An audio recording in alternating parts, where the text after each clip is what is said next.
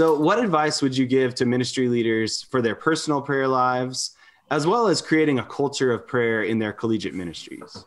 Yeah, and people in collegiate ministry, have my sympathy. I'm completely involved with UCCF in the UK. UCCF in the UK is part of the same network as InterVarsity.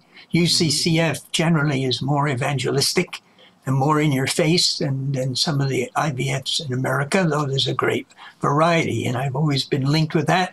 And one of the greatest privileges of my life is to speak 4 times at Urbana. And so I just love student ministry.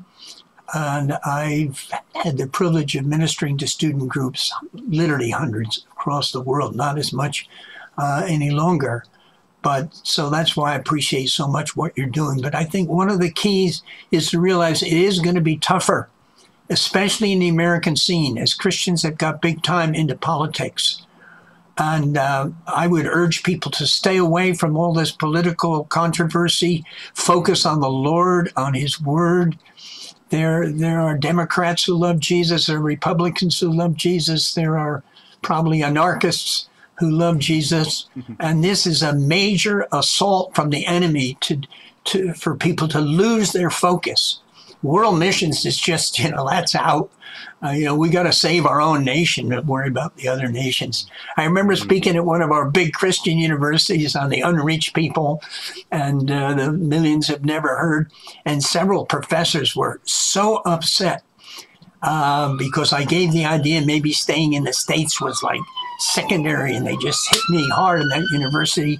But we got to save our own country. If we don't save our own country, we won't be able to send any missionaries. Well, by the way, the Holy Spirit can send missionaries from other countries.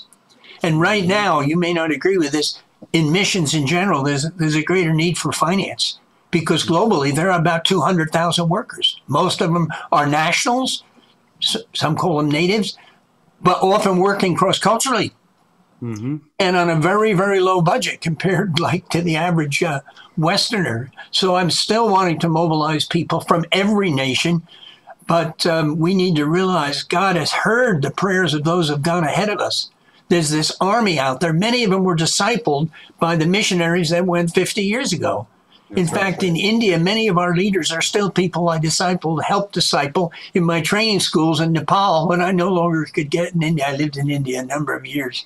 So this is the greatest time in the history of global missions. It might be messy, but as far as numbers of people professing faith coming into the church, China, Africa, and people need to be more optimistic. People are way too negative and so quickly to criticize the church and criticize missions, and missionaries are all too expensive. We're not going to send them anymore. Anyway, you guys are getting me excited. I need to calm down.